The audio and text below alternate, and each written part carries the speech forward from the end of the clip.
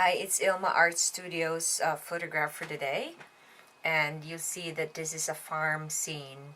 I actually took this while I was sitting in the passenger seat of my husband's car, so I usually take lots of landscapes while we're traveling and seeing different places. So I like the contrast of the blue sky with the fall orange, yellow of the tree, and then the grass, the green grass there. So thanks for that, and I hope that you will check my website at www.ilmaarts.com. And today I'd like to share with you my poem devotional, which is entitled Prayer for the Mouth. This is extracted from Psalm 19 verse 14, which says, "May the words of my mouth and the meditation of my heart be pleasing to you, O Lord, my rock and my redeemer." And that alone is a prayer in itself. So my poem goes like this, which is entitled Prayer for the Mouth. My Lord, watch over my mouth. May the words that come, my Lord, watch over my mouth. Let your truth only come out. May the words that come from my lips speak only of gentle words to bring peace. I can never restrain my tongue on my own, but with your help, anything can be done. Let loving words be the only remarks that my mouth will mutter. Let all unkind words be silenced and thrown in the gutter. And here's the essay part of the devotional. The most practical Bible teacher, Joyce Meyer, has a bestseller book entitled Change Your Words, Change Your Life. Understanding the Power of Every Word You Speak. That is the subtitle of the book. The tongue is one of the most remarkable tools we can use to proclaim God's word. But it can also be the deadliest if we don't bridle it. James 3:2 says that if we could control our tongue, we would be perfect and could also control ourselves in every other way. He continues on in verse 5 of chapter 3, saying that in the same way, the tongue is a small thing that makes grand speeches, but a tiny spark can set a great forest on fire. The psalmist in Psalm 19 was praying for sanctification of the mouth and the heart. Prayer. Lord, show me how to guard my tongue. Reflection. Why are words very important in our lives, especially in relationships? And that is the end of the essay and the poem devotional. And I'd like to say and do some witnessing on or testimony on the effect of words in our lives. When I was growing up, you could barely hear me talk.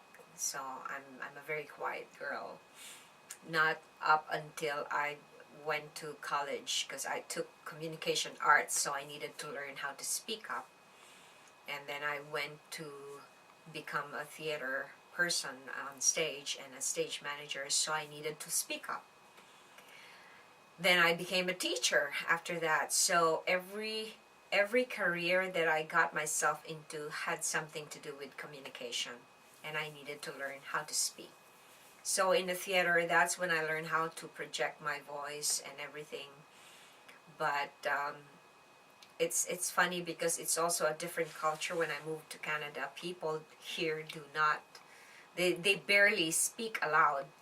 Everybody almost speaks like in a whisper, and they're very polite. So it is very, very hard to deal with being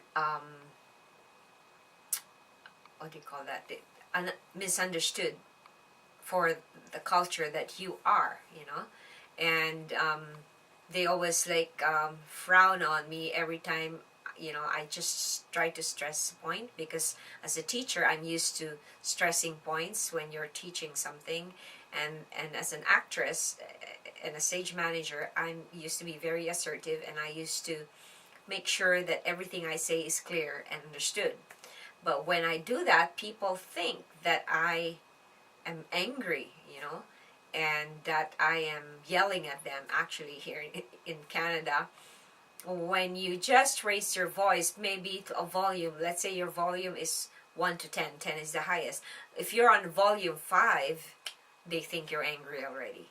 And not to make a mockery of the Canadian culture. In fact, I think God put me in this culture so that I will learn how to be gentle.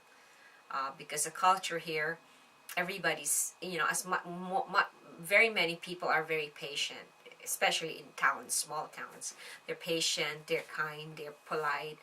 They, you know, like in the Philippines, if you go to a place and you're not given attention, somebody would have to assert the right. But here, you know, they don't do that here, because everybody waits, everybody, you know, respect each other, or they're very careful with the boundary violations here. So everybody makes sure that their boundary is not stepping on somebody else's boundary.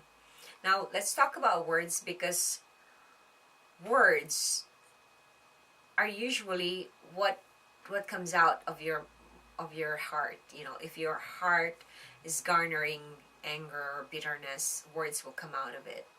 And I know sometimes the words that come out from my mouth is usually a barometer of what is going on in my spirit. And